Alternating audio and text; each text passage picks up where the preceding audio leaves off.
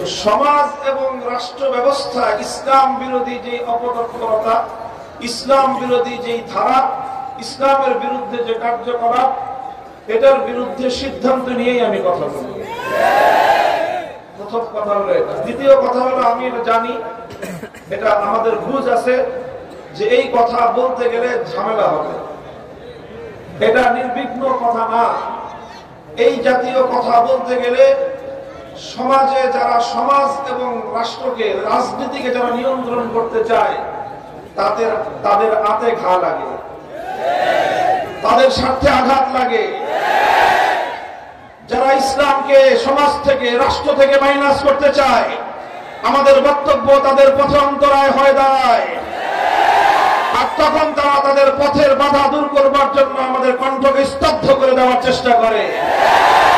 আমরাও জেনে বুঝে সিদ্ধান্ত গ্রহণ করে এই কথা বলি। মাঠে নেমেছি এজন্যই যে কথা বলতে থাকবো, কোরআনের কথাগুলো আমরা বলবো। হয় জীবন থাকবে, না আল্লাহ কোরআনের জন্য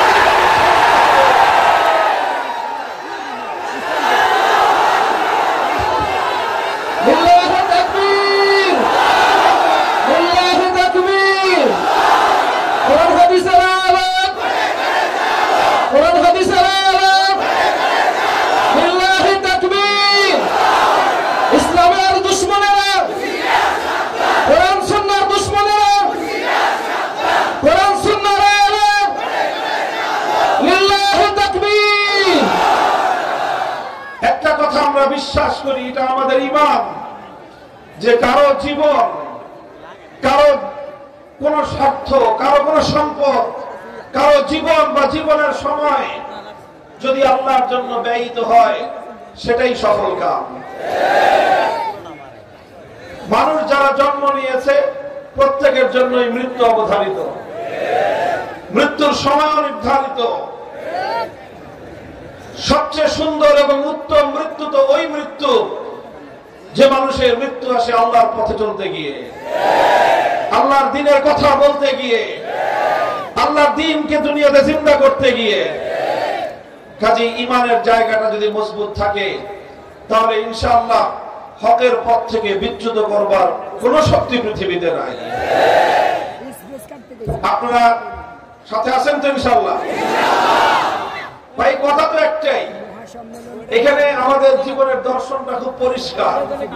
হযরত ওমর ফারুক রাদিয়াল্লাহু তাআলা একটা কথা বলেছিলেন আল্লাহর নবীর সামনে, আবেগ মাখা কণ্ঠে তিনি বলেছিলেন, ইয়া রাসূলুল্লাহ, আলাইসা কাতলাহুম ফিন নার ওয়া কাতলানা ফিল জান্নাহ, আলাইসা কাতলানা ফিল জান্নাতি ওয়া কাতলাহুম ফিন নার।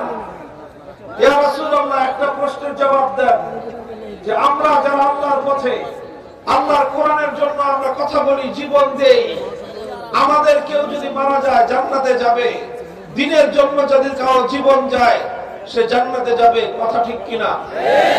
নবীজি বললেন যে হ্যাঁ, কথা ঠিক। বলেন ওয়া কাতলাহুম ফিন নার, ইসলামের প্রতিপক্ষ হয়ে, আল্লাহর দ্বীনের প্রতিপক্ষ হয়ে কেউ লড়াইয়ের ময়দানে এসে যদি মরে, সে যাবে জাহান্নামে, এটা ঠিক কিনা? আল্লাহর নবী বললেন এটাও ঠিক। এরপরের ফলাফল তো পরিষ্কার, যদি আমি মরলে জান্নাতে যাওয়ার কনফার্মেশন থাকে আর তুমি মরলে জাহান্নামে যাওয়ার কনফার্মেশন থাকে, নতি তো তোমাকেই স্বীকার করতে হবে। আমি কেন নত হব? আমি কেন আমার কথা থেকে সরে যাব? তোমাকেই বাতিলপন্থী, তোমাকেই তোমার বক্তব্য পরিবর্তন করতে হবে। হকের কথা আগেও বদলায় নাই, আজও বদলাবে না, কিয়ামত পর্যন্ত অপরিবর্তিত থাকবে।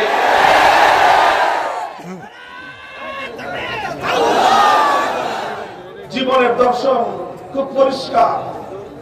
যদি আল্লাহর জন্য, আল্লাহর দ্বীনের জন্য আল্লাহ পাক যদি আপনার জীবনকে কবুল করেন, আপনার সম্পদকে কবুল করেন, আল্লাহ যদি আপনার জন্য কিছু কষ্ট ক্লেশকে আল্লাহ আপনার জন্য ফয়সালা করে থাকেন, সেটা আপনার জন্য, আমার জন্য দুর্ভাগ্য নয়, বরং সেটাই হলো আমাদের জীবনের চরম পাওয়া, পরম পাওয়ার চরম সফলতা। আল্লাহ পাক বুঝবার তৌফিক দান করেন। মুহতারাম হাজিরিন, তো আমি বললাম যে আমি সাধারণত এই বিষয়ে কথা বলি। সমাজ এবং রাষ্ট্রের ব্যবস্থায় ইসলাম বিরোধী যে তৎপরতা চলে এবং ইসলাম বিরোধী যে কার্যকলাপগুলো রয়েছে সেগুলো সংশোধন করার জন্য চেষ্টা করি। আমাদের স্বপ্ন, আমাদের আকাঙ্ক্ষা হলো আমরা এমন একটা সমাজ দেখতে চাই, এমন একটা ভূখণ্ড দেখতে চাই যে ভূখণ্ডে আইন চলবে একমাত্র কার? বাস, এটাই হলো আমাদের চূড়ান্ত চাওয়া, এটাই হলো আমাদের জীবনের পরম পাওয়া, যে আমরা আল্লাহর দ্বীনকে আল্লাহর জমিনে বিজয়ী আদর্শ হিসেবে দেখতে চাই। এটার জন্য আমাদের যা করতে হয়, যতটুকু করতে হয় ততটুকু করার জন্য আমরা প্রস্তুত থাকবো ইনশাআল্লাহ। আল্লাহ আমাদেরকে কবুল করেন। মুহতারাম হাজিরিন, আমি আপনাদের সম্মুখে পবিত্র কোরআন পাকের সূরাতুন নিসা 60 নম্বর আয়াত তেলাওয়াত করেছি। আল্লাহ বলছেন, আলাম তারা ইলাল্লাযীনা ইয়াজউমুনা আন্নাহুম আমানু বিমা উনজিলা ইলাইকা ওয়া মা উনজিলা মিন ক্বাবলিক ইউরিদুনা আন ইয়াতাহাকামু ইলাত তাগুতি ওয়া ক্বাদ উমিরু আন ইয়াকফুরু বিহি ওয়া ইউরিদুশ শাইতানু আন ইউদিল্লাহুম দালালাম বাঈদা। আল্লাহ রাব্বুল আলামিন বড় বিস্ময় নিয়ে, আশ্চর্য রকম একটা ভাব নিয়ে আল্লাহ প্রশ্ন রেখেছেন যে তোমরা কি দেখেছো, লক্ষ্য করেছো যে কিছু মানুষ এমন আছে যারা দাবি করে তারা নাকি ঈমানদার। তারা কি দাবি করে? তারা নিজেদেরকে ঈমানদার বলে কি করে? ইয়াজুমুন, কোরআনের শব্দ হলো তারা ঈমানদার বলে নিজেদেরকে দাবি করে, অথচ ইউরিদুনা আন ইয়াতাহাকামু ইলাত তাগুত, তারা তাগুতের কাছে বিচার চাইতে যায়, তারা তাগুতের কাছে সিদ্ধান্ত জানতে চায়, তারা তাগুতের কাছে ফয়সালা জানতে চায়। কোরআনের এই আয়াতের স্পষ্ট বার্তা হলো এই যে কোন ব্যক্তি যদি তাগুতের কাছে ফয়সালা জানতে চায়, তাগুতের সিদ্ধান্ত মানতে চায়, তাহলে সে অনেক কিছু হতে পারে। সে প্রচলিত অর্থে হাজি হতে পারে, গাজী হতে পারে, পাজি হতে পারে, ঈমানদার হতে পারে না। কোরআনের কথা পরিষ্কার। সূরাতুল বাকারায় আল্লাহ বলেছেন, ফাত্তাবায়ানার রুশদু মিনাল গায়য়ি ফামান ইয়াকফুর বিত-তাগুতি ওয়া ইউমিন বিল্লাহি ফাকাদ ইসতামসাকা বিল উরওয়াতিল উসকা। আল্লাহ বলেছেন, তাবায়ানার রুশদু মিনাল গায়য়ি, কোনটা হেদায়েতের পথ, কোনটা সত্যের পথ আর কোনটা ধ্বংসের পথ পরিষ্কার দিবালোকের ন্যায়। ফামান ইয়াকফুর বিত-তাগুত ওয়া ইউমিন বিল্লাহ, যে ব্যক্তি তাগুতকে অস্বীকার করে আল্লাহর উপর ঈমান আনবে, একমাত্র সেই সরল সঠিক পথে অবিচল অটল থাকতে পারবে। আল্লাহ পাক এই আয়াতের মধ্যে আল্লাহর উপর ঈমানের আগে বলেছেন তাগুতকে অস্বীকার করতে হবে। কাকে অস্বীকার করতে হবে? তাগুতকে অস্বীকার করতে হবে। অন্যত্র আল্লাহ বলেছেন, আল্লাযীনা আমানু ইউকাতিলুনা ফী সাবিলিল্লাহ ওয়াল্লাযীনা কাফারু ইউকাতিলুনা ফী সাবিলিত তাগুত। যারা ঈমানদার তারা আল্লাহর পথে লড়াই করে, যারা বেঈমান তারা তাগুতের পথে লড়াই করে। ফাকাতিলু আউলিয়া আশ-শাইতান, সুতরাং হে ঈমানদাররা, তোমরা শয়তানের অনুসারী তথা তাগুতের অনুসারীদের বিরুদ্ধে তোমরা তোমাদের প্রাণপণ লড়াই চালিয়ে যাও। দেখেন, সব জায়গায় আল্লাহ পাক একটা জিনিসকে চরমভাবে পরিহার করতে বলছেন, সেই জিনিসটা হলো তাগুত। সেই জিনিসটা কি? আপনারা কি আমার কথা বুঝতেছেন? তাগুতকে কি করতে হবে? পরিহার করতে হবে।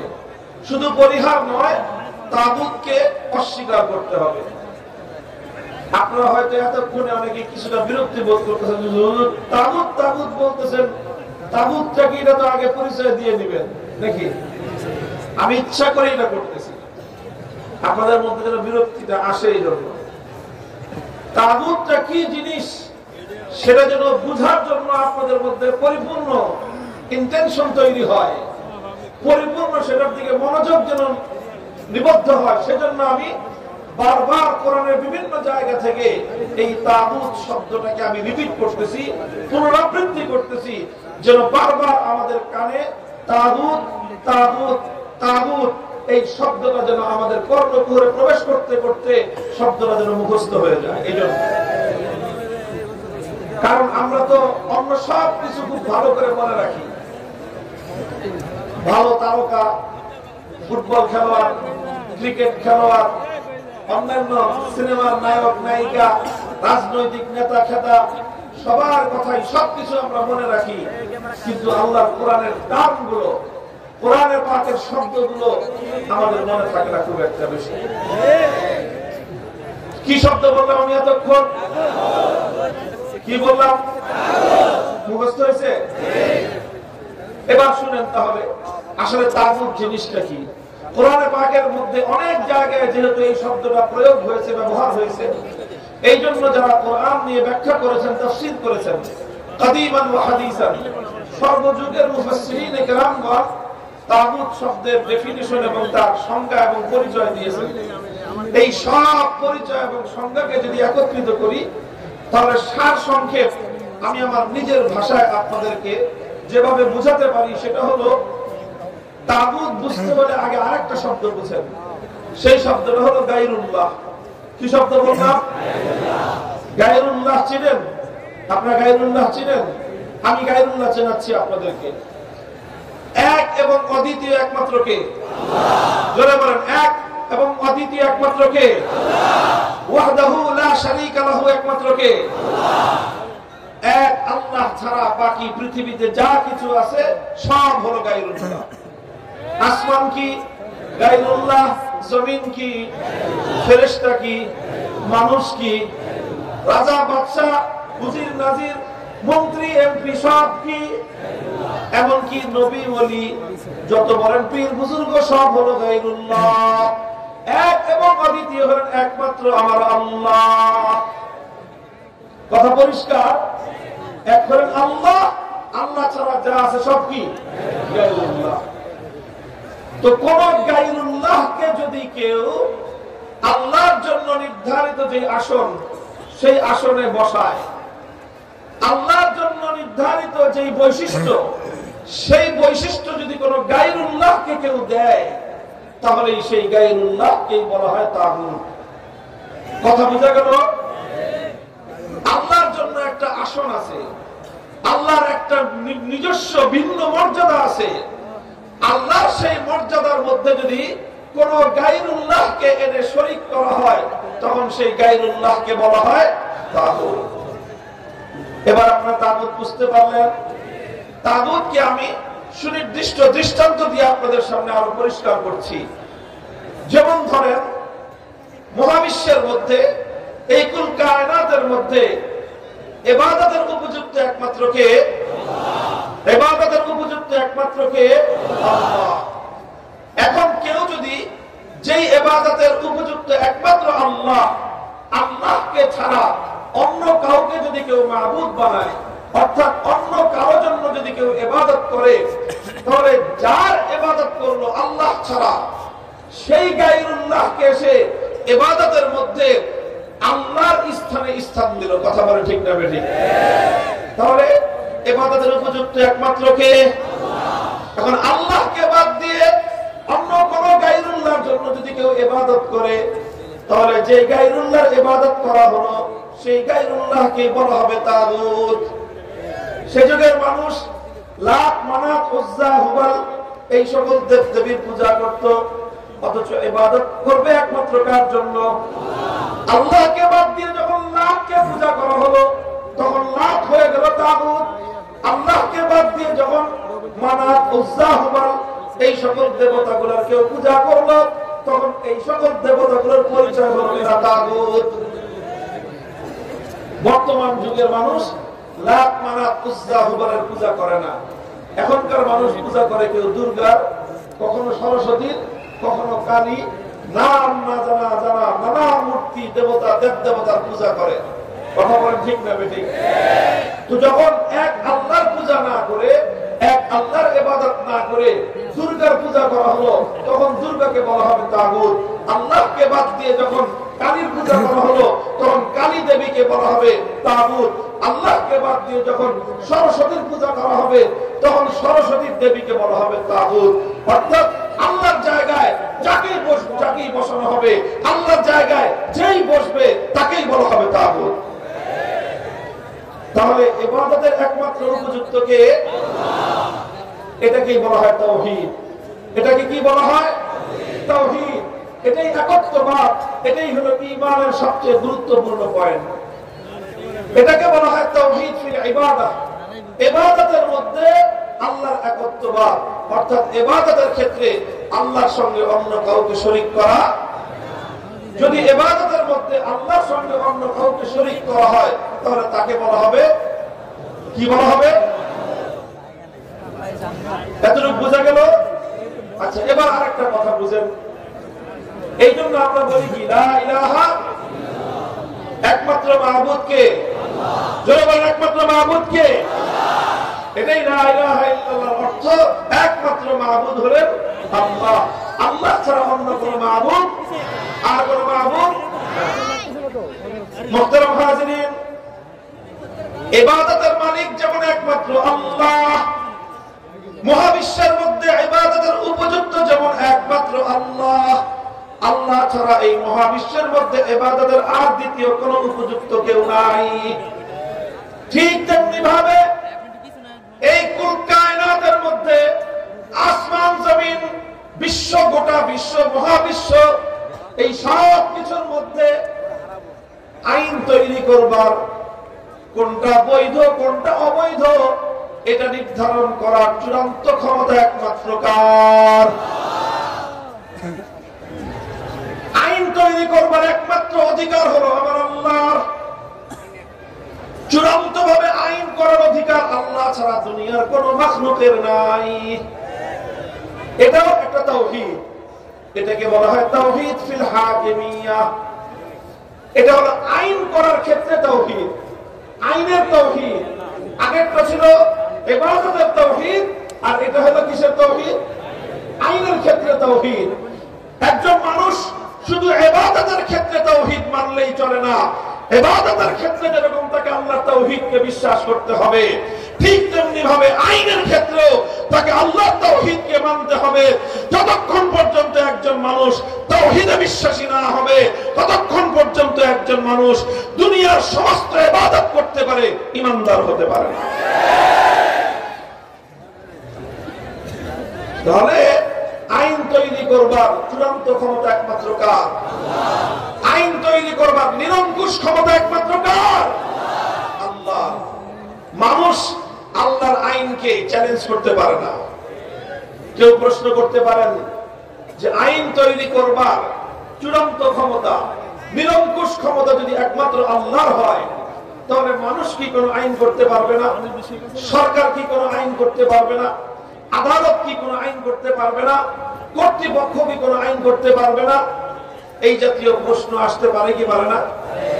আমি প্রশ্নটা করলাম, এই প্রশ্নের জবাব হলো হ্যাঁ, মানুষ আইন করতে পারবে, সরকার আইন করতে পারবে, আদালত আইন করতে পারবে, কর্তৃপক্ষ আইন করতে পারবে, কমিটি আইন করতে পারবে, সবাই আইন করতে পারবে, তবে একটা শর্তে পারবে। কয় শর্ত? জোরে বলেন, কয় শর্ত? সেই শর্ত হলো সরকার হোক, কর্তৃপক্ষ হোক, কমিটি হোক, যেই হোক, আইন করতে পারবে এক শর্তে, সেটা হলো মানুষের বানানো কোন আইন আমার আল্লাহর কোন আইনের সঙ্গে সাংঘর্ষিক হতে পারবে না। মানুষের কোন আইন আল্লাহর আইনের বাইরে যেতে পারবে না। মানুষ আইন তৈরি করতে পারবে আল্লাহর আইনের ভিতরে থেকে। মানুষকে আল্লাহ পাক রব্বুল আলামিন আল্লাহর আইনের বাইরে গিয়ে আল্লাহর আইনের সঙ্গে কন্ট্রাডিক্টেড কোন আইন তৈরি করবার রাইট এবং অধিকার দেন নাই। কোন মানুষ যত বড় রাষ্ট্র হোক, যত বড় সরকার হোক, যত বড় ক্ষমতাধর ব্যক্তি হোক, যত বেশি ব্যক্তি হোক, এমনকি সারা দুনিয়ার 700 কোটি মানুষ একত্রিত যদি হয়ে যায়, 700 কোটি মানুষ একযোগেও আমার আল্লাহ একটা আইনের 1 কোটি ভাগের 1 ভাগ পরিবর্তন করবার অধিকার রাখে না। মানুষ আইন করতে পারবে কয় শর্তে? শর্ত হলো আল্লাহর আইনের বিরুদ্ধে যেতে পারবে না। মুহতারাম হাজিরিন, কোন মানুষ যদি আল্লাহর আইনের বাইরে গিয়ে কোন আইন তৈরি করে, কোন মানুষ যদি আল্লাহর আইনের বিরুদ্ধে কোন আইন তৈরি করে, তাহলে সেই মানুষটাকেই বলা হবে তাগুত। কারণ আইন তৈরি করবার চূড়ান্ত ক্ষমতা কার? সে যখন আল্লাহর আইনের বিরুদ্ধে আইন করলো, তার মানে সে আল্লাহর আইনের চূড়ান্ত ক্ষমতা সে মানল না, বরং সে আল্লাহর সঙ্গে লড়াই বাঁধিয়ে দিল, সে আল্লাহর সঙ্গে প্রতিদ্বন্দ্বিতা তৈরি করে সে নিজেকে খোদা বলে দাবি করলো। আল্লাহর আইনের বিরুদ্ধে যে আইন করবে তাকেই বলা হবে তাগুত। আল্লাহর আইনের বিরুদ্ধে যদি কোন রাজা বাদশা আইন তৈরি করে, সেই রাজা বাদশাকে বলা হবে তাগুত। আল্লাহর আইনের বিরুদ্ধে যদি কোন রাষ্ট্রপতি আইন তৈরি করে, সেই রাষ্ট্রপতিকে বলা হবে তাগুত। আল্লাহর আইনের বিরুদ্ধে যদি কোন প্রধানমন্ত্রী আইন জারি করে, সেই প্রধানমন্ত্রীকে বলা হবে তাগুত। আল্লাহর আইনের বিরুদ্ধে যদি কোন মন্ত্রী পরিষদ কোন আইন অনুমোদন দেয়, সেই মন্ত্রী পরিষদকে বলা হবে তাগুত। আল্লাহর আইনের বিরুদ্ধে কোন আদালত, কোন বিচারপতি, কোন বিচারালয় যদি কোন আইন তৈরি করে, সেই আদালত বিচারপতিকে বলা হবে তাগুত। আল্লাহর আইনের বিরুদ্ধে গিয়ে যদি কোন আইন পরিষদ, কোন সংসদ যদি কোন আইন পাশ করে, আল্লাহর আইনের বিরুদ্ধে যে সংসদ আইন পাশ করবে, ওই সংসদ পুরোটার নামই হলো তাগুত। পরিষ্কার কথা। এই কথাগুলো আমরা বলি না, আর না বলার কারণে আজ যে অভিশাপ আমাদের উপর এসেছে, হাজার হাজার নয়, লক্ষ লক্ষ নয়, কোটি কোটি মুসলমান বছর বছর হজ করে কিন্তু ঈমান নাই। হাজি, আলহাজ, ডবল হাজি, ট্রিপল হাজি, চৌপল হাজি, বছর বছর হাজি, ঈমান নাই। অসংখ্য অগণিত মানুষ আল্লাহর একত্ববাদকে সে বিশ্বাস করে না, সে তার যে ঈমান নাই এই ব্যাপারে তার খবরও নাই। আর এই ব্যাপারে মানুষ খবর পাবে কিভাবে? এই ব্যাপারে মানুষ চরম ভাবে গাফলাতের ঘুমে বিভোর হয়ে আছে। মানুষের মধ্যে এই ব্যাপারে সচেতনতা নাই। আর আমরাও এই কথা মানুষকে বলি না। কেন বলি না? যে আগে বলেছিলাম, আমি যখনই এই কথা বলতে যাব, তখন তারা আমাদের প্রতিপক্ষ হয়ে দাঁড়াবে, যারা আল্লাহর আইনের বিরুদ্ধে আইন করতে চায়, যারা আল্লাহর আইনের বিরুদ্ধে, কোরআনের আইনের বিরুদ্ধে যারা আইন তৈরি করতে চায়। আমরা যখন একত্ববাদের কথা বলি, আমরা যখন তাওহীদের কথা বলি, আমরা যখন ঈমানের কথা বলি, তখন তাদের ক্ষমতার মসনদে গিয়ে আঘাত লাগে। আর তারা তখন ক্ষমতার মসনদকে রক্ষা করবার জন্য আমাদের ঈমানকে ধ্বংস করতে চায়, আমাদের ঈমানের আওয়াজকে টুটি চেপে হত্যা করতে চায়। আমরা চিৎকার করে বলি, ঈমান জীবন থাকে কি থাকবে সেটা আমাদের চিন্তা করবার সময় নয়। ঈমানের কথা বলেছি, বলবো, বলতেই থাকবো ইনশাআল্লাহ।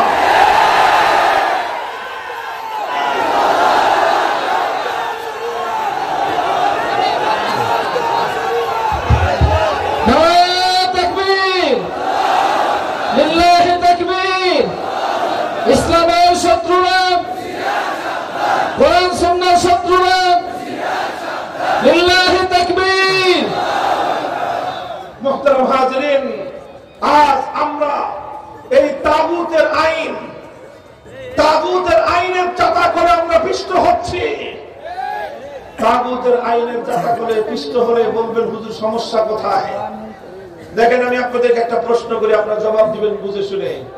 একজন মানুষ 24 ঘন্টার মধ্যে 23 ঘন্টা 55 মিনিট আল্লাহর ইবাদত করে, খালি ইবাদত, সারা দিন রাত ইবাদত করতেছে, নামাজ পড়তেছে, সব কিছু করার পরে 5 মিনিটের জন্য দুর্গার পূজা করে। আপনারা বলেন, এই লোকটা ঈমানদার না বেঈমান? কেন? সে তো 23 ঘন্টা 55 মিনিট খালি ইবাদত করলো আল্লাহ, এরপরও সে ঈমানদার না বেঈমান?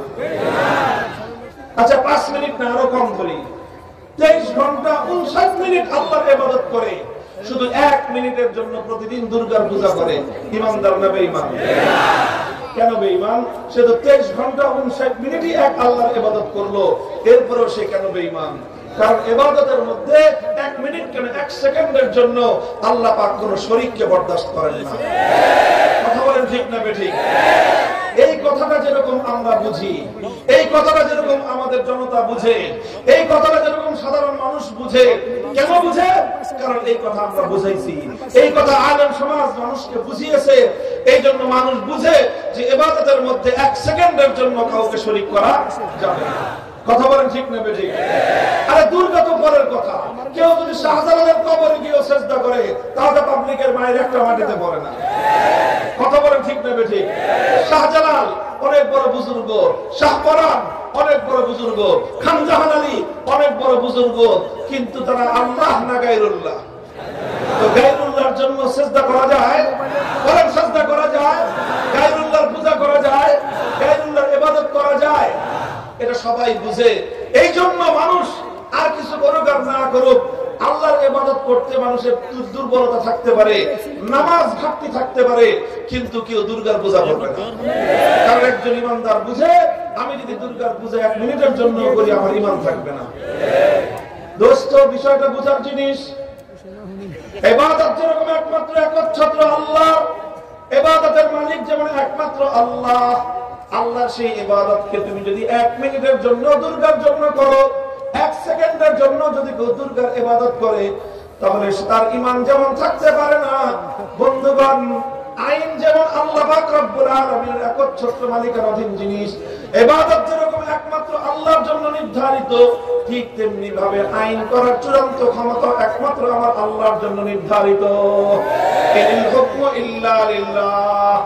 আইন তৈরি করবার চূড়ান্ত ক্ষমতা একমাত্র কার? সুতরাং আইন তৈরি করবার যে চূড়ান্ত ক্ষমতা একমাত্র আল্লাহর, সেই ক্ষমতার মধ্যে অসংখ্য মানুষ আল্লাহর সেই আইনের ক্ষমতা নিয়ে টানাটানি করে, আল্লাহর সেই আইনের ক্ষমতা নিয়ে টানাটানি করে। অসংখ্য মানুষ অগণিত আইন তারা তৈরি করে আমার আল্লাহর আইনকে বাতিল বলে, অকার্যকর বলে তারা ঘোষণা করে রাখলো। অথচ এখনো পর্যন্ত মানুষ তাদেরকে ইমানদার বলে মনে করে। এর চেয়ে বড় মূর্খতা, এর চেয়ে বড় অজ্ঞতা উম্মতের মধ্যে দ্বিতীয়টি হতে পারে না। বন্ধুগণ শুনেন, দুর্গার পূজা করা হলে দুর্গাকে বলা হয় তাগুত, তাই না? আচ্ছা, দুর্গার যারা পূজা করলো তাদেরকে কি বলা হবে? তাদেরকে বলা হবে মুশরিক। কি বলা হবে? তাদেরকে কি বলা হয়?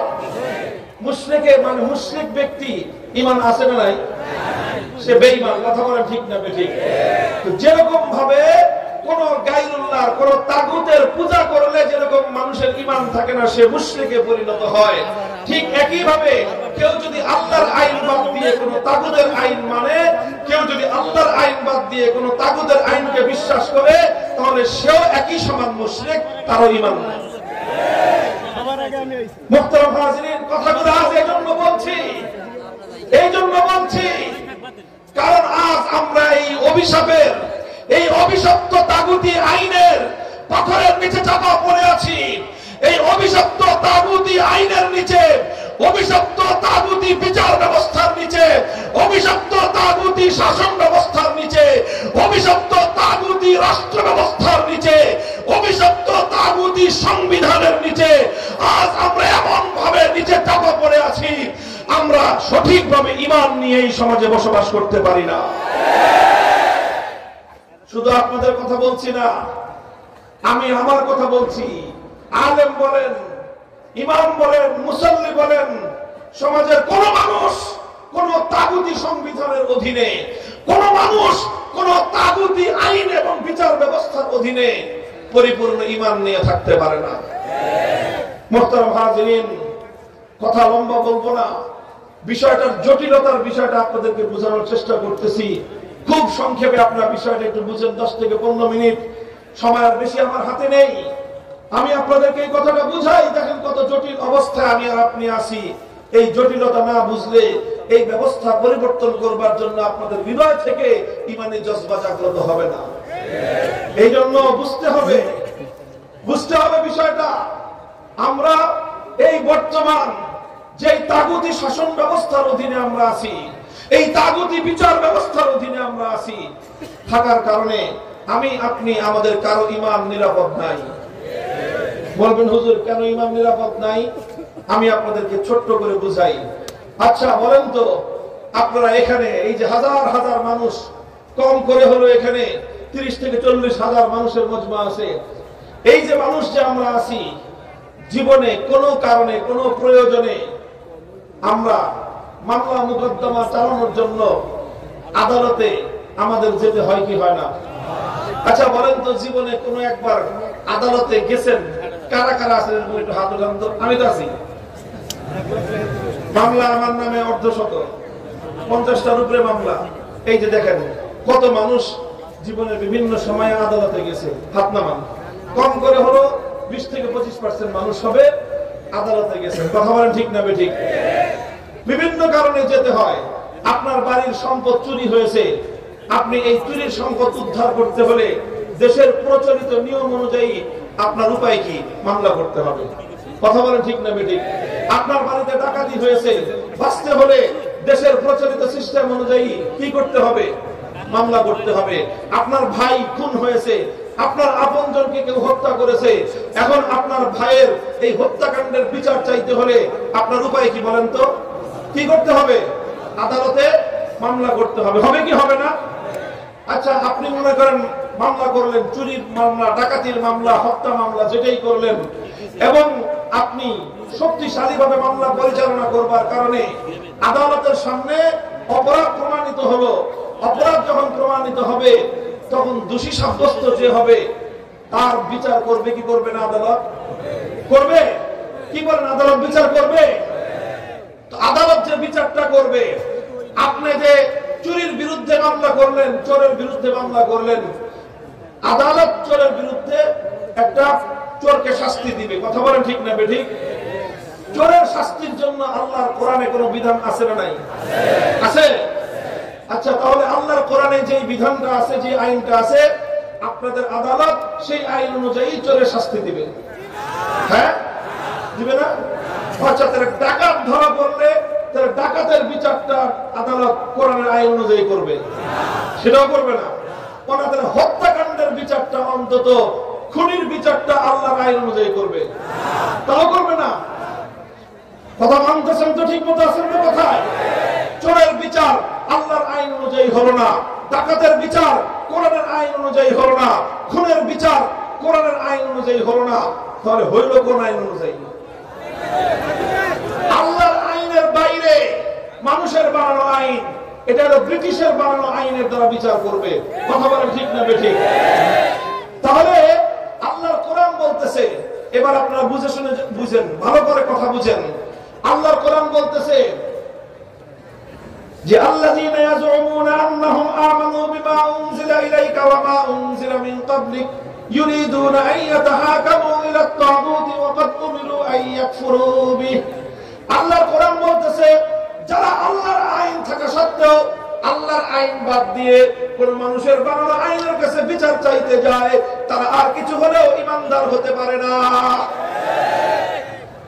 এবার আপনাকে আমি প্রশ্ন করি, আপনি এই যে আল্লাহর আইন বাদ দিয়ে ব্রিটিশের বানানো আইনের কাছে যে চোরের বিচার চাইলেন, ডাকাতের বিচার চাইলেন, আপনি যে খুনের বিচার চাইলেন, আল্লাহর আইন বাদ দিয়ে মানুষের বানানো আইনের কাছে যে বিচার চাইলেন, এবার কোরআনের ফয়সালা অনুযায়ী আপনার ঈমান আছে না গেছে? এখন বলেন পরিস্থিতিটা কি সহজ না খুব জটিল? পরিস্থিতি সহজ না জটিল? এখন বলবেন হুজুর আসলেই কি ঈমান চলে গেছে? প্রশ্নের জবাব হলো যে না, এখনো পুরোপুরি যায় নাই। ঈমান পুরোপুরি যায় নাই। ঈমান একটুর জন্য ঝুলে আছে। কি আছে? ঈমান একটুর জন্য ঝুলে আছে, ঝুলন্ত আছে। ঈমানটা কি করে নাই? যায় নাই। কেন যায় নাই? একটা কারণে যায় নাই। সেই কারণটা হলো যে আপনি খুশিতে, আপনি হাসতে খেলতে, মনের আগ্রহ নিয়ে আল্লাহর আইনকে উপেক্ষা করার জন্য মানুষের বানানো আইনের কাছে আপনি যান নাই। তাহলে কেন গেছেন? বাধ্য হয়ে গেছেন। কথা বলেন ঠিক না বেঠিক? আমরা এই যে তাগুতি বিচার ব্যবস্থার কাছে যে গেলাম, তাগুতি আইনের কাছে যে বিচার চাইলাম, এটা ইচ্ছায় চাইলাম না বাধ্য হয়ে চাইলাম? বাধ্য হয়ে চেয়েছে। যারা যারা বাধ্য হয়ে গায়রুল্লাহর আইনের কাছে বিচার চায়, যারা বাধ্য হয়ে তাগুতি বিচার চায়, তাদের ঈমানটা কোন রকম আছে।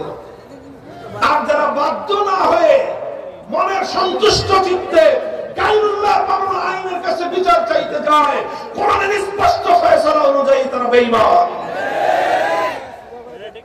এখন আপনি যে বাধ্য হয়ে গেলেন, এই বাধ্য হয়ে আপনার দাদায় গেছিল, বাধ্য হয়ে আপনার বাবায় গেছিল, বাধ্য হয়ে আপনি গেছেন, বাধ্য হয়ে আপনার ছেলে যাবে, তারপরে বাধ্য হয়ে আপনার নাতি যাবে। প্রশ্ন হলো, আপনার দাদার যুগ থেকে আপনার নাতির যুগ পর্যন্ত কতকাল আর আপনারা বাধ্য থাকবেন? এটা হলো আমার প্রশ্ন, কতকাল আপনারা বাধ্য থাকবেন? বাধ্য থাকতে চান না স্বাধীন হতে চান? কথাটা হলো এই জায়গায়, বাধ্য হলে তো অনেক কিছুই মানুষের জন্য বৈধ হয়। একজন মানুষ যখন জীবন বাঁচানোর জন্য বাধ্য হয়ে যায়, তখন তার জন্য হারাম খাদ্য খাওয়া যায়। কথা বলেন ঠিক না বেঠিক? যখন মানুষ জীবন বাঁচানোর জন্য কোনো খাদ্য না পায়, মরা গরুর গোশত খাওয়া যায়। জীবন বাঁচানোর জন্য কোনো খাদ্য না পায়, তখন তার জন্য কুত্তার গোশত খাওয়া। জীবন বাঁচানোর জন্য কোনো উপায় নাই, তখন শুয়োরের গোশত খাওয়া।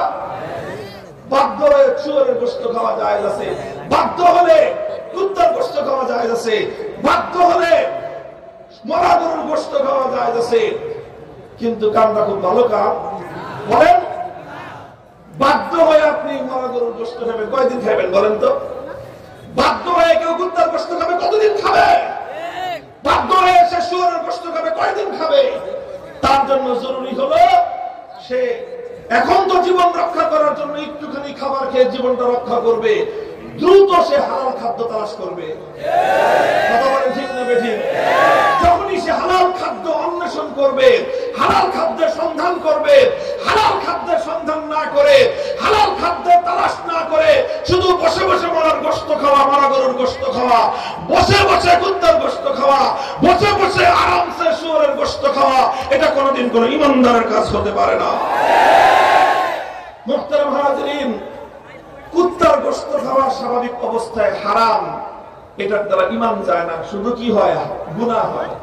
শুয়োরের গোশত খাওয়া হারাম, শুয়োরের গোশত খাইলে ঈমান যায় না, শুধু হারাম হয়। কিন্তু তাগুতের কাছে বিচার চাইলে ঈমান যায়। এবার বলেন আপনারা, শুয়োরের গোশত খাওয়া বড় অপরাধ না তাগুতের কাছে বিচার চাওয়া বড় অপরাধ? পরিষ্কার কথা। মুফতি সাহেব হুজুররা এখানে অনেক আছে, মনে করেন না যে মামুনুল হক একা একা খালি গলার জোরে কথা বলে পার পেয়ে যাবে। আমাদের আলেমরা যত বড় হুজুর হোক, ভুল কথা বললে কাউকে ছাড় দেওয়া হয় না। আমি যদি ভুল কথা বলে যাই, আমি এই কথা সারা দেশে বলতেছি, আমার এই কথার মধ্যে যদি ভুল থাকতো, তাহলে আমার যে বহুত বড় বড় হুজুররা আছে, আমার সমপর্যায়ের হুজুররা আছে, আমার ছাত্র পর্যায়ের বহুত বড় বড় আলেমরা আছে, কেউ এক চুল পরিমাণ ছাড় দিয়ে কথা বলতো না। যদি মনে রাখতে পারেন, বিশ্বাস করতে পারেন যে এই কথার মধ্যে কোনো ভেজাল নাই। আবার আপনাদের কাছে প্রশ্ন করতেছি, শুয়োরের গোশত খাওয়া বড় অন্যায় না তাগুতের কাছে বিচার চাওয়া বড় অন্যায়? তাহলে শুয়োরের গোশত খেয়ে বাধ্য হলে শুয়োরের গোশত খাওয়া জায়েজ, কিন্তু কেউ তো বছরের পর বছর শুয়োরের গোশত খাবে না। কথা বলেন ঠিক না বেঠিক? সে নিজের জীবনকে রক্ষা করার জন্য শুকরের গোশত বাদ দিয়ে হালাল খাদ্য সন্ধান করবে, কুকুরের গোশত বাদ দিয়ে হালাল খাদ্য সন্ধান করবে, মরা গরুর গোশত বাদ দিয়ে হালাল খাদ্য সন্ধান করবে। ঠিক তদ্রুপ বাধ্য হয়ে তাগুতের কাছে বিচার চাইলেন, কিন্তু আল্লাহর আইন অনুযায়ী বিচার ব্যবস্থা প্রতিষ্ঠার জন্য সন্ধান চালানো, অনুসন্ধান করা, চেষ্টা করা আপনার এবং আমার জন্য ফরজ ছিল কি ছিল না?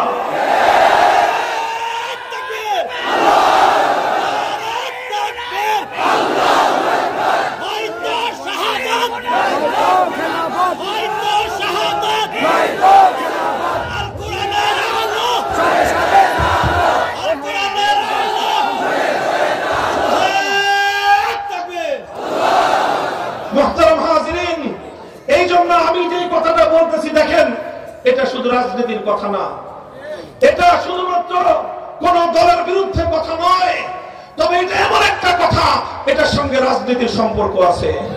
এটা এমন একটা কথা, এটার সঙ্গে রাষ্ট্র ব্যবস্থার সম্পর্ক আছে। আমার কথা এমন একটা কথা, এটার সঙ্গে প্রশাসনের সম্পর্ক আছে। এটা এমন একটা কথা, এর সঙ্গে বিচার ব্যবস্থার সম্পর্ক আছে। আর এই কথা যখন আমি বলতে যাব, তাগুতি বিচার ব্যবস্থা, তাগুতি শাসন ব্যবস্থা, তাগুতি যখনই রাজনীতি ধ্বজা ধরিলা তখনই আমাদের পথে বাধা হয়ে দেওয়ার চেষ্টা করে। মুহতারাম হাজিরিন, আমরা এই অবস্থা থেকে মুক্তি চাই। কথা বলেন ঠিক না বেঠিক? আমি আর আপনি যদি মুক্তি চাই, আমরা যদি সঠিক অর্থে মুক্তি চাই এবং তাগুতি ব্যবস্থাকে উৎখাত করবার জন্য আমরা যদি সম্মিলিতভাবে চেষ্টা করি, এই ব্যবস্থা উৎখাত করা সম্ভব কি সম্ভব না? আমার দেশের দামাল ছেলেরা দেখিয়ে দিয়েছে বড় বড় রাজনৈতিক দলগুলো পারে নাই, কারণ তাদের মধ্যে ক্ষমতার স্বার্থ ছিল। বড় বড় রাজনৈতিক নেতারা পারে নাই, কিন্তু 15 বছরের ফ্যাসিবাদী স্বৈরাচারী নব্য ফেরাউনের মতো জালিমশাহী অত্যাচারী শেখ হাসিনার এই ফ্যাসিবাদী স্বৈরাচারী শক্তিকে কিছু ছাত্রদের নেতৃত্বে গোটা বাংলা মাটি থেকে উৎখাত করা হয়েছে।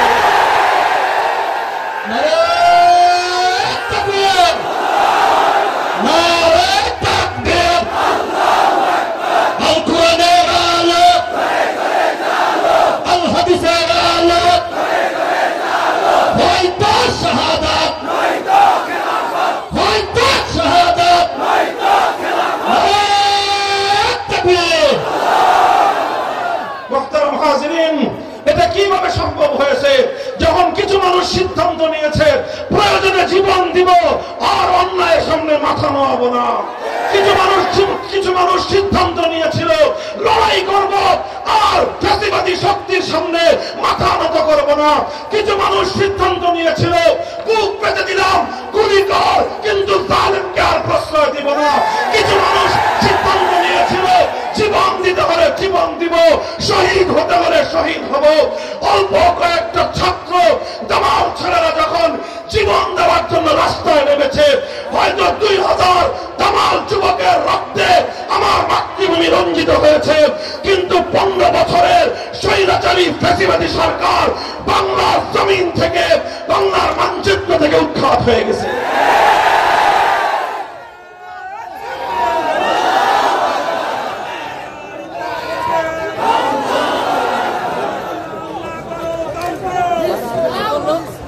ইসলাম না গণতন্ত্র, নারে তাকবীর, আল্লাহু আকবার। ইসলাম না গণতন্ত্র। মুহতারাম হাজিরিন, আমি আরেকটা কথা, আমার আখিরি পয়গাম আপনাদের সামনে। আলহামদুলিল্লাহ, এই যে স্বপ্ন, এই যে আকাঙ্ক্ষা, বলেন আল্লাহর কোরআনের আইন অনুযায়ী রাষ্ট্র চলবে, সমাজ চলবে, দেশ চলবে, আমাদের সংবিধান হবে আল কোরআন, এটা আমাদের আজন্ম স্বপ্ন, এটা আমাদের হৃদয়ের আকাঙ্ক্ষা। বলেন কথা ঠিক না বেঠিক? এটা শুধু আজকে আমাদের আকাঙ্ক্ষা নয়, এটা শুধু আজকের আমাদের তামান্না নয়, এই তামান্না আমাদের শত বছর ধরে, শত শত বছর ধরে আমাদের এই জমিনের মুসলমানরা একটা স্বপ্ন দেখেছে, একটা ভূখণ্ড হবে, একটা জমিন হবে, একটা মানচিত্র হবে, সেই মানচিত্রে আর কিছু পাই বা না পাই আইন চলবে কার? ইতিহাস বলি আমি আপনাদের কাছে, সংক্ষিপ্ত ইতিহাস।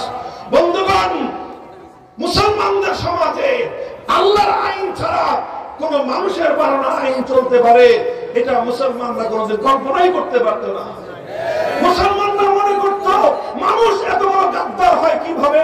খোদার আসমানের নিচে থেকে, আল্লাহর জমিনের উপর থেকে, আল্লাহর দেওয়া রিজিক খেয়ে, আল্লাহর দেওয়া শ্বাস প্রশ্বাসের বাতাস নিয়ে, আল্লাহর দেওয়া অক্সিজেন নিয়ে, আল্লাহর দেওয়া পানি পান করে সেই মানুষ আল্লাহর বিরুদ্ধে আইন তৈরি করতে পারে।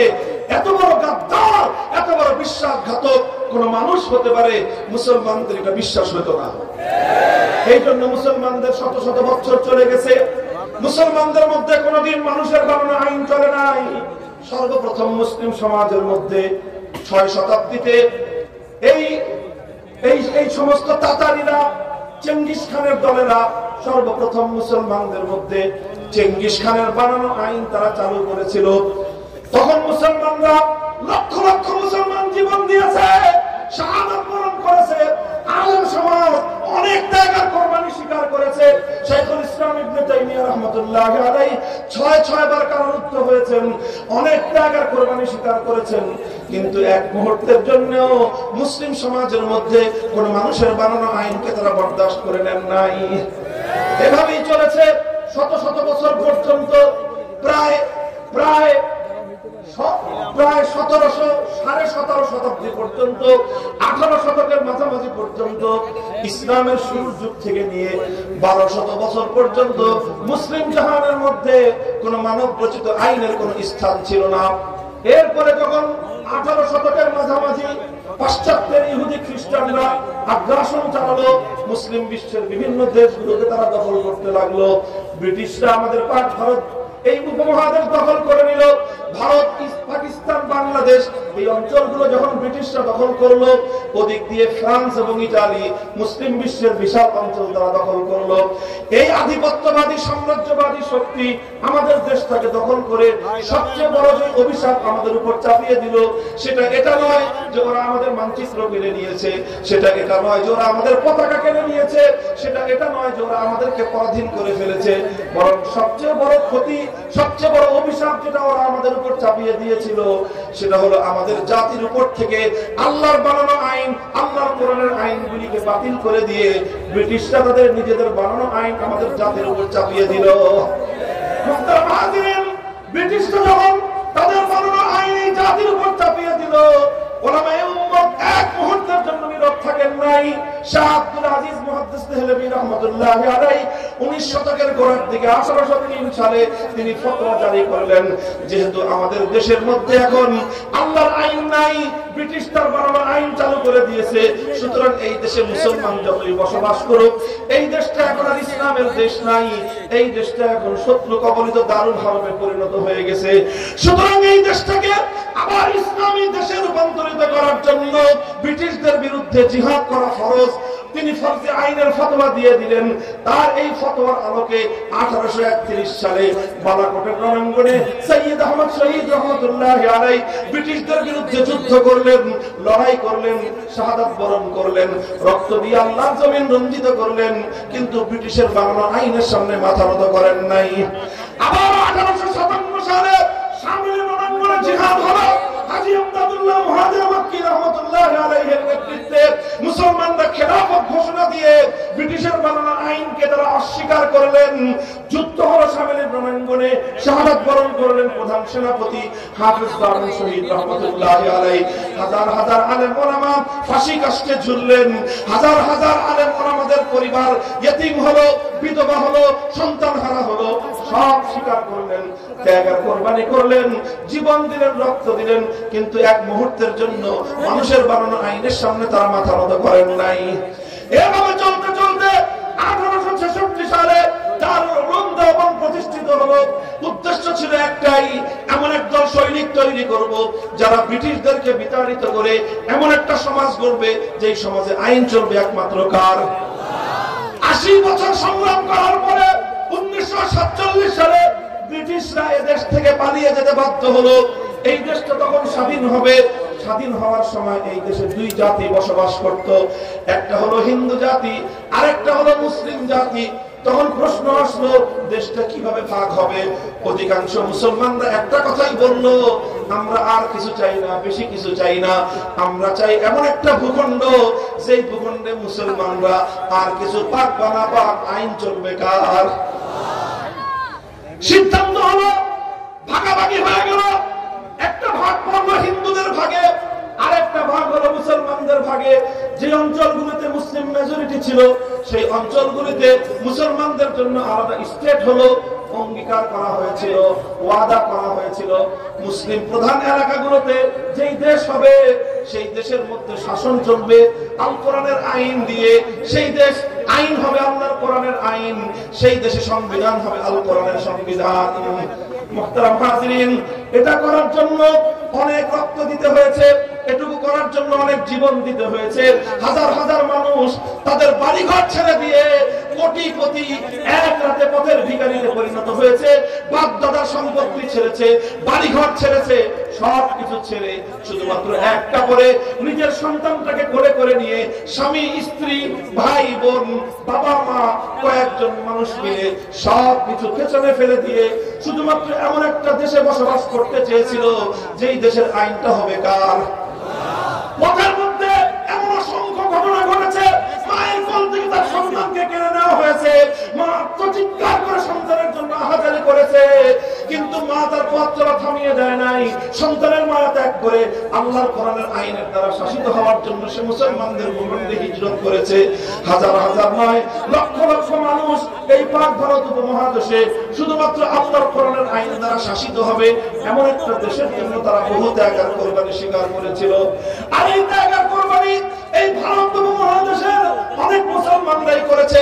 পাঞ্জাবের মুসলমানরা করেছে, বেলুচিস্তানের মুসলমানরা করেছে, সীমান্ত প্রদেশের মুসলমানরা করেছে, অনেকেই করেছে।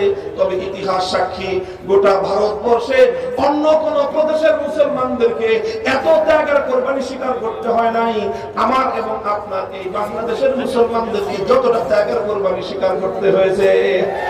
বন্ধুগণ, এটা আমাদের গৌরবের ইতিহাস, এটা আমাদের অহংকারের ইতিহাস, রক্ত দেওয়ার ইতিহাস, শাহাদাত বরণ করবার ইতিহাস, জীবন দেওয়ার ইতিহাস। এই জীবন আসমান থেকে নেমে এসে কোনো ফেরেশতারা দেয় নাই। এই জীবন, এই ত্যাগ আর কোরবানি বিদেশ থেকে কোনো ভাড়াটিয়া এনে দেওয়া হয় নাই।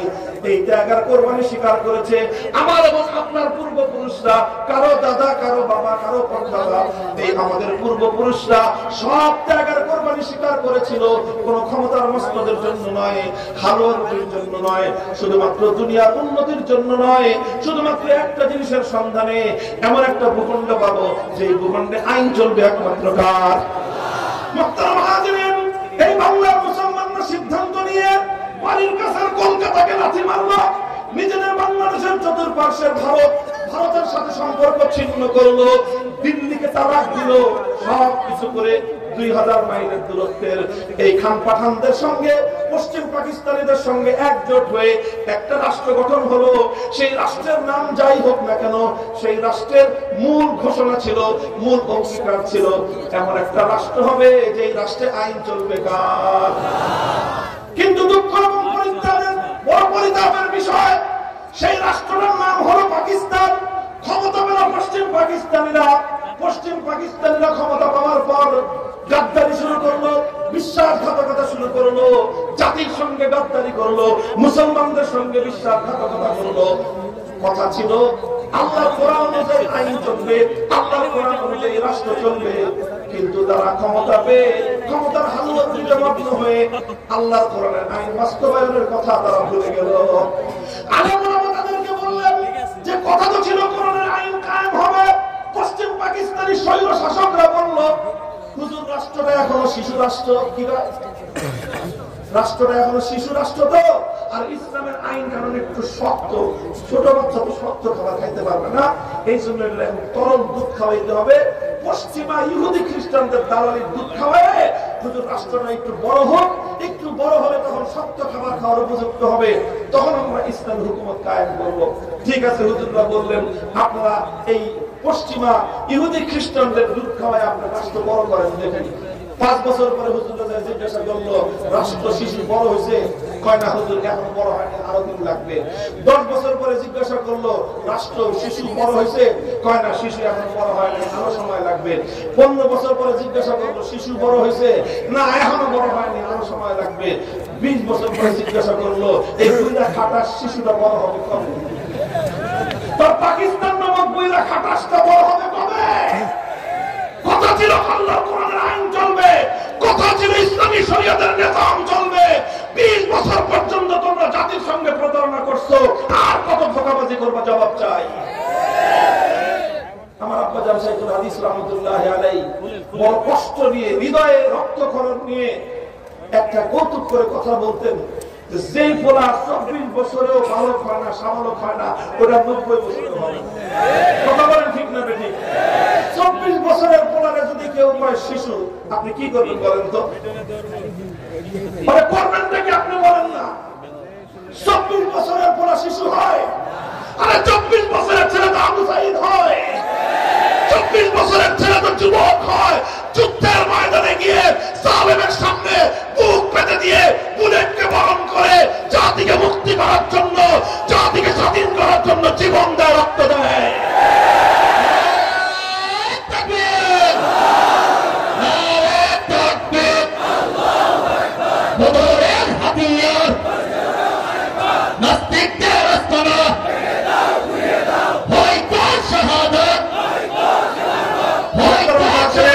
সময় সংক্ষেপ।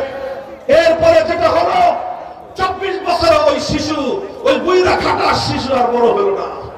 তখন আমরা সিদ্ধান্ত নিলাম যে যেই খাটাস বুইরা শিশু 24 বছরের সাবালক হয় না, ওটা 90 বছরের সাবালক হবে না। এইরকম অকর্মণ্য সন্তানের প্রয়োজন আমাদের নাই। পাকিস্তান ভেঙে টুকরো করে দাও, বাংলাদেশ স্বাধীন হবে। আওয়াজ উঠলো।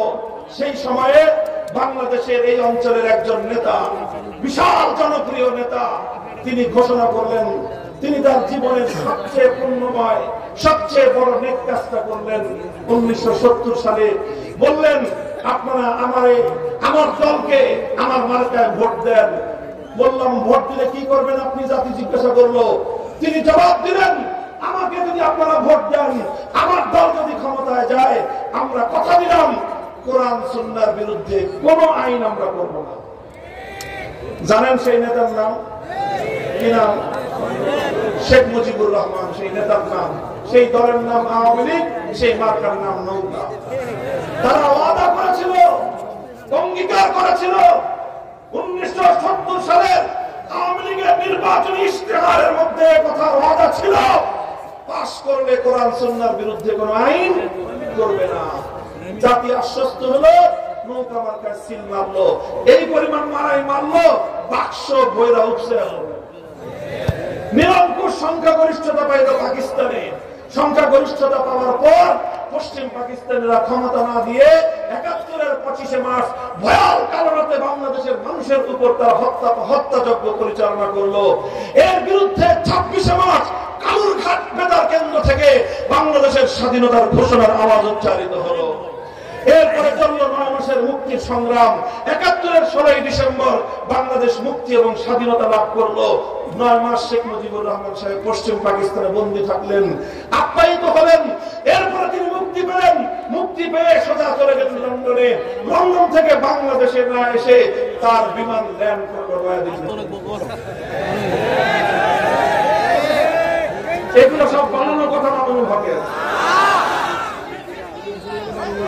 বাংলাদেশের স্বাধীনতার যিনি নেতৃত্ব দিলেন বলে দাবি করেন, স্বাধীনতা তাদের নির্বাচনের ফলাফলকে কেন্দ্র করে স্বাধীনতা আসলো। সেই নেতা নির্বাচিত, সেই মুক্তি পাওয়ার পর, স্বাধীনতা অর্জিত হওয়ার পর প্রথমে দেশে না এসে নয়াদিল্লিতে তিনি হাজিরা দিলেন। শ্রীমতী ইন্দিরা গান্ধী তৎকালীন ভারতের প্রধানমন্ত্রী, তিনি সেই নেতার বাম পকেটের মধ্যে একটা কাগজ ঢুকিয়ে দিলেন, বললেন, লেখা দিছি এমনি চলবি। সেই লেখার মধ্যে, আরে ভাই, এটা দুঃখের কথা, কলিজা দিয়ে রক্ত দিয়ে কথা, এগুলা বড় হৃদয় বিদারক কথা আমাদের। এগুলো কিভাবে আমার এবং আপনার বিজয়কে বারবার চিন্তাই করা হয়েছে, কিভাবে আমাদের পূর্বপুরুষদের রক্তের সঙ্গে গাদ্দারি করা হয়েছে। ইতিহাস জানবার অধিকার, বলবার অধিকার আমাদেরও আছে। তিনি একটা কাগজের মধ্যে প্রেসক্রিপশন লিখে দিলেন। সেই প্রেসক্রিপশন হলো ভারত রাষ্ট্রের যে সংবিধানের মূলনীতিগুলো, সেই ভারতের সংবিধানের মূলনীতির আলোকে বাংলাদেশের সংবিধান করতে হবে। এইভাবে ভারতের মূলনীতির আলোকে জাতীয়তাবাদ, ধর্মনিরপেক্ষতাবাদ, গণতন্ত্র, সমাজতন্ত্র, চার মূলনীতি দিয়ে তিনি পাঠিয়ে দিলেন। আর শেখ মুজিবুর রহমান সাহেব এসে 72 সালে সেই ভারত মাতার চরণ ধরে বাংলাদেশকে চিরস্থায়ী বলি দেওয়ার ব্যবস্থা করে তিনি ভারতের দালালির একটা সংবিধান তৈরি করলেন। বলতে কোনো দ্বিধা নাই, ইতস্তত নাই। এটা শুধু আজকে বলছি না, এই কথা আমি আজ 15 বছর 20 বছর ধরে বলে যাচ্ছি। এরপরে যে কথাটা হলো, যে কাজ তিনি 70-এর নির্বাচনের সময় জাতির সঙ্গে অঙ্গীকার করেছিলেন, কোরআন সুন্নাহ বিরোধী কোনো আইন করবেন না। যার ভালো যেটা, ভালোটাকে ভালো করতে হবে। কথা বলেন ঠিক না বেঠিক? তিনি 70 সালে, আমি বলেছি, জীবনের সবচেয়ে বড় পুণ্যের কাজ করেছিলেন, সবচেয়ে বড় নেকির কাজ তিনি করেছিলেন। ঘোষণা দিয়েছিলেন কোরআন সুন্নাহর বিরুদ্ধে কোনো আইন করবেন না। কিন্তু দুর্ভাগ্যজনক ভাবে যেটা হলো, 72 সালে যে সংবিধান রচিত হলো, সেই সংবিধানের মাধ্যমে কিছুদিন পরে আইন করে কোরআন সুন্নাহ বিরোধী আইন করবেন না তো দূরের কথা, বাংলাদেশে যেন কোরআন সুন্নাহ আইন বাস্তবায়িত হইতে না পারে সেই জন্য তিনি আইন করে ইসলামী রাজনীতি নিষিদ্ধ করলেন। তিনি ইসলামী আইন বাস্তবায়ন হওয়া সমস্ত রাস্তা বন্ধ করে দিলেন। তিনি ধর্মনিরপেক্ষতা নামক কুফরি মতবাদ সংবিধানে অন্তর্ভুক্ত করে দিয়ে বাংলাদেশকে তাগুতি শাসনের অধীনে চিরস্থায়ী বন্দোবস্ত করে গোটা জাতির সঙ্গে গাদ্দারি আর বিশ্বাসঘাতকতা করলেন। এটা রাজনৈতিক বিশ্লেষণ, ইসলামের দৃষ্টিতে বিশ্লেষণ। 1970-এর ঘোষণাটা যদি হয়ে থাকে শেখ মুজিবুর রহমান সাহেবের সবচেয়ে বড় পুণ্যের কাজ, তাহলে 72-এর সংবিধান তৈরি করা ছিল তার জীবনের সবচেয়ে বড় পাপের কাজ। এরপরে তিনি এই পাপের প্রায়শ্চিত্ত করলেন 75-এর 15ই আগস্ট। এরপর থেকে যা হওয়ার হলো, বাংলাদেশে অনেক পরিবর্তন আসলো। অনেকে ইসলামের নাম নিয়ে ক্ষমতায় আসলো, অনেকে ইসলামের নাম নিয়ে এদিক সেদিক অনেক কিছুই করলো। সামান্য সামান্য কিছু করা হলো। কখনো আল্লাহর উপর অবিচল আস্থা এবং বিশ্বাস অন্তর্ভুক্ত হলো, কখনো বিসমিল্লাহির রহমানির রহিম দিয়ে সংবিধান শুরু হলো, কখনো রাষ্ট্রধর্ম ইসলাম হলো। কিন্তু একটা জিনিস আর হলো না, সেটা হলো আল্লাহর আইন অনুযায়ী দেশ চলবে, এই কাজ আর হলো না। যতটুকু হয়েছিল এক কদম আগাইছে এই 2008 সালে ক্ষমতায় এসে ফ্যাসিবাদী শেখ হাসিনা 2 কদম আমার পিছিয়ে গেছে। সংবিধান থেকে আল্লাহর উপর অবিচল আস্থা এবং বিশ্বাস মুছে ফেলে আবার সেই ভারত মাতার চরণ তলে বলি দেওয়ার দাসখত, এই শেকল পরা জিঞ্জির, এই গোলামীর জিঞ্জিরের কথা ধর্মনিরপেক্ষতা আবার পুনর্বহাল করে বাংলাদেশকে ভারতের করদ রাজ্যে পরিণত করেছে। আমার কথা শেষ। এখন আমি আপনাদের কাছে 2টা আহ্বান জানাবো। 1 নম্বর আহ্বান, এতদিন তো আমরাই শুধু চিৎকার করতাম ভারতের বিরুদ্ধে, আমরা আলমারাই বলতাম ভারতের আধিপত্য আমরা মানি না, ভারতের আধিপত্য মানি না বলেই 1905 সালে আমরা বঙ্গভঙ্গ করে কলকাতার এই শৃঙ্খলা আমরা ভেঙেছিলাম। ভারতের আধিপত্য মানব না বলেই 1947 সালে দিল্লিকে আমরা তালাক দিয়েছিলাম। কিন্তু এরপরে ছলে বলে কৌশলে আমাদেরকে তারা শৃঙ্খলা আবদ্ধ করে বাংলাদেশের 18 কোটি শাহজালালের সন্তানদেরকে তারা দাবায় রাখার চেষ্টা করতেছে। আমরা প্রতিবাদ করতাম, অন্যরা করতো না। এখন তো মাশাআল্লাহ অন্তর্বর্তীকালীন সরকার সহ সব রাজনৈতিক দল একই কথা বলে। আমাদের এই ত্রিপুরা, আমাদের যে আগরতলা আজকে হাই কমিশনার এই উপ হাই কমিশনে হামলা চালায়, বাংলাদেশের লাল সবুজের পতাকা তারা পুড়িয়ে দিয়ে বাংলাদেশকে তাদের অঙ্গরাজ্যে পরিণত করবার পায় তারা করেছে। গোটা বাংলাদেশ সকল রাজনৈতিক দল, সমস্ত ধর্মাবলম্বী, হিন্দু, বৌদ্ধ, খ্রিস্টান, মুসলমান সব ঐক্যবদ্ধ হয়েছে যে ভারতীয় আধিপত্যবাদ থেকে বাংলাদেশকে মুক্ত রাখতে হবে। কথা বলেন ঠিক নেবে ঠিক? আমার এই ক্ষেত্রে কথা হলো এই, ডক্টর ইউনূস সাহেব, প্রফেসর ইউনূস সাহেব, সমস্ত রাজনৈতিক দলেরা আপনারা ভালো কথা বলতেছেন, কিন্তু মনে রাখেন বীজ বৃক্ষের গোড়ায় পানি ঢেলে ডাল ছাড়লে এই গাছ কোনদিন শেষ হবে না। ঠিক বীজ বৃক্ষকে যদি মারতে হয়, ধ্বংস করতে হয়, শেকড় শুদ্ধ উপরে ফেলতে হবে। বাংলাদেশে ভারতের আধিপত্যবাদের শেকড় হলো আমার সংবিধানের ধর্মনিরপেক্ষ মতবাদ। আমি চ্যালেঞ্জ করে বলবো 1971-এর মুক্তিযুদ্ধের সময়ে, মুক্তিযুদ্ধের আগ পর্যন্ত বাংলাদেশে কোন আওয়ামী লীগের নেতা, কোন নেত্রী, বাংলাদেশের কোন রাজনৈতিক নেতা কোনদিনও বাংলাদেশে ধর্মনিরপেক্ষতার কথা বলে না। এটা 72 সালে ভারত থেকে আমদানি করা হয়েছে। যতক্ষণ পর্যন্ত ভারতের আমদানিকৃত এই পচা মাল বাংলাদেশ থেকে আবার ভারতে পাচার না করা হবে, ততদিন বাংলাদেশ ভারতীয় আধিপত্যবাদ থেকে মুক্তি পাবে না। এজন্য এবার একটাই আওয়াজ, বাংলার সংবিধান থেকে ধর্মনিরপেক্ষতা নামক কুফরি মতবাদ বাংলাদেশ থেকে পাচার করে দিল্লিতে পাঠিয়ে দাও, দিল্লিতে পাঠিয়ে দাও।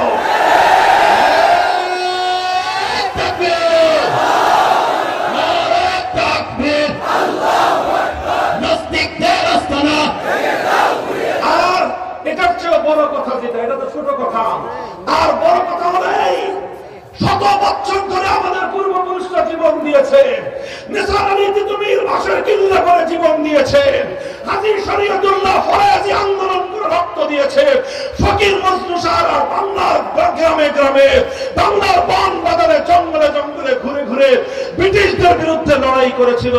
উদ্দেশ্য ছিল একটা রাষ্ট্র পাবো, একটা ভূখণ্ড পাবো, যে ভূখণ্ডে আইন চলবে কার। অনেক রক্ত দিয়েছে আমাদের পূর্বপুরুষরা, সব বৃথা গেছে তা নয়। সেই রক্ত থেকেই জন্ম নিয়েছে আবু সাঈদরা, সেই রক্ত থেকেই জন্ম নিয়েছে জুলাই এবং আগস্টের বিপ্লবীরা। কথা বলেন ঠিক না বেঠে? কেউ বলতে পারেন যে আগস্টের বিপ্লব কি ইসলামের জন্য হয়েছে? আমি বলবো যে না, ইসলামের জন্য হয় নাই, তবে আবার পুরোটাই যে ইসলামের বাইরে তাও না। আগস্ট বিপ্লবের যদি একটা সিম্পটম আপনারা দেখতে চান, পলাইছে কয়টায়? কয়টায় পলাইছে? 5ই আগস্ট দুপুর 2টায় সবাই খবর পাইছেন। কথা বলে ঠিক না বেঠিক? কয়টায়? দুপুর 2টায়। আমরা খবর পাইছি 1:30টায়, আপনারা স্বাভাবিক জনগণ খবর পেতে পেতে 2টা বাজছে সর্বোচ্চ। এরপরে 2টার পর থেকে 3টা পর্যন্ত 5ই আগস্ট 2024 সাল দুপুর 2টো থেকে কয়টা? 1 ঘন্টার বাংলাদেশ। একটু চিন্তা করেন তো, গোটা বাংলাদেশ টেকনাফ থেকে তেতুলিয়া কোন নেতাকে নেতৃত্ব দিতে হয় নাই, কোন আলেমকে চিৎকার করে ডাক দিতে হয় নাই। গোটা বাংলাদেশের টেকনাফ থেকে তেতুলিয়া ভাস্কর্য নামক মুসলিম জনপদের একটা মূর্তি আসত নয়, ভেঙ্গে গুড়িয়ে দেওয়া হয়েছে।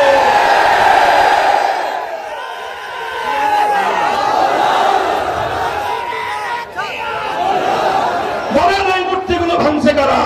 বিপ্লবীরা। বলেন কারা ভাঙছে? বলেন 5ই আগস্ট গোটা বাংলাদেশকে মূর্তি মুক্ত করেছে কারা? বিপ্লবীরা।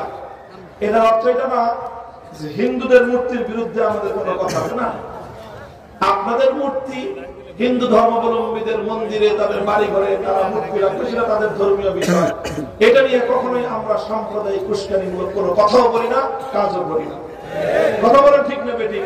বরং হিন্দু ধর্মাবলম্বীদের বাড়ি ঘর, উপাসনালয়, ব্যবসা প্রতিষ্ঠান সবকিছু আমরা সর্বপ্রথম নিরাপত্তা দেওয়ার অগ্রাধিকার দিই, সেটা সেই জায়গায়। কিন্তু মুসলমানদের জাতীয় জনপদে, মুসলমানদের জাতীয় স্থাপনায় এভাবে দেব দেবতার মূর্তি বানায়, বাপের মূর্তি বানায়, দাদার মূর্তি বানায়, দেশটাকে এভাবে শিরকি কালচার দিয়ে ভর্তি করে ফেলা হবে, এদেশের মুসলমান সেটা ভালো চোখে দেখে নাই। সুযোগ পাওয়ার প্রথম মুহূর্তের জন্য বাংলাদেশ মূর্তি মুক্ত হয়েছে। এ থেকে বোঝা যায় 5ই আগস্টের বিপ্লব ইসলামের সূর্যোদয় না হলেও এটা ইসলামী বিপ্লবের সূর্যোদয়ের আগের সুবহে সাদিক ছিল। সুবহে সাদিক বার্তা দেয় যে কিছুক্ষণ পরে, ঘন্টাখানেক পরে সূর্যের উদয় ঘটবে। কথা বলেন ঠিক না বেঠিক? তাই আমরা 5ই আগস্টের বিপ্লবোত্তর এই বাংলার মাটিতে দাঁড়িয়ে স্পষ্ট ভাষায় আজ এক দাবি তুলতে চাই। এটা আমি বলছি, আমাদের এই কথা যেন কর্ণকুহরে প্রবেশ করে সেইভাবেই বলছি। আমরা বাংলাদেশে এখন সংবিধান সংস্কার চলছে। কথা বলেন ঠিক না বেঠিক? সংবিধান সংস্কার কমিশনকে 15ই জানুয়ারি পর্যন্ত সময় বৃদ্ধি করে দেওয়া হয়েছে।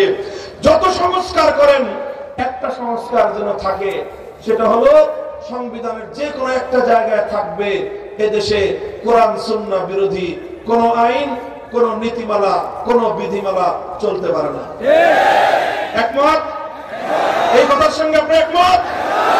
শাহজালালের বাংলাদেশে 90% মুসলমানের এই বাংলাদেশে ইসলামী শরিয়া বিরোধী, কোরআন সুন্নাহ বিরোধী কোন আইন কার্যকর হতে পারে না। কথা বলেন ঠিক না বেঠিক? আমরা এই কথা শান্তিপ্রিয় ভাবে বলতেছি। কথা বলেন ঠিক না বেঠিক? এই কথাটা আমি খুব উত্তেজিত ভাবে বলছি, ঠান্ডা মাথায় কইছি? ঠান্ডা মাথায় বললাম, ঠান্ডা ভাবে বুঝেন। সবাইকে বলতেছি, রাষ্ট্রকেও বলতেছি, ভালোই ভালোই এই কাজটা করে দেন। কথা বলেন ঠিক না বেঠিক? এটা ইসলাম এবং মুসলমানদের শত বছরের আকাঙ্ক্ষা, শত বছরের দাবি, শত বছরের হৃদয়ের তামান্না। কথা বলেন ঠিক না বেঠিক? প্রশ্ন হলো, এইভাবে যদি স্বাভাবিকভাবে সোজা আঙ্গুলে যদি ঘি না উঠে, বলেন সোজা আঙ্গুলে যদি ঘি না উঠে কি করবেন? এভাবে যদি কানে পানি না ঢুকে কি করবেন? পরিষ্কার কথা বলতে চাই, আপনারা প্রত্যেক পাড়ায় পাড়ায়, মহল্লায় মহল্লায় আপনারা প্রস্তুতি গ্রহণ করুন। গোটা বাংলাদেশকে ইসলামী বিপ্লবের দুর্গ হিসেবে গড়ে তুলুন।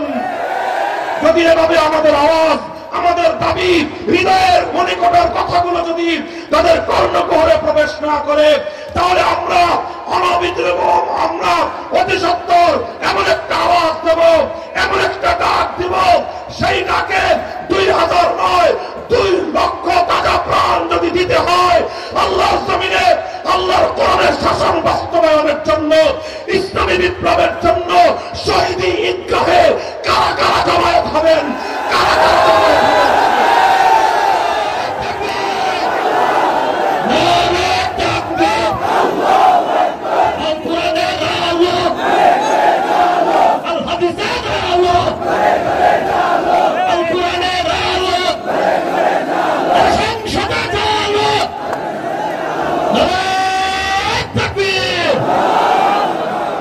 এই কথাগুলি কি শুধু কথার কথা না শপথ?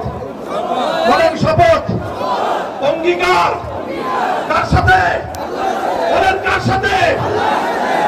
আল্লাহ অঙ্গীকার দেখছেন কি? বিশ্বাস আপনাদের আল্লাহ দেখছেন কি দেখেন নাই? শুনছেন কি শুনেন নাই? অঙ্গীকার রক্ষা করবেন কি করবেন না, এটা আমার আপনার যার যার খোদার সাথে সে বুঝবেন ইনশাআল্লাহ। কথা বলেন ঠিক না বেঠিক? ইনশাআল্লাহ আগামী বাংলাদেশ হবে ইসলামের বাংলাদেশ। কথা বলেন ঠিক না বেঠিক?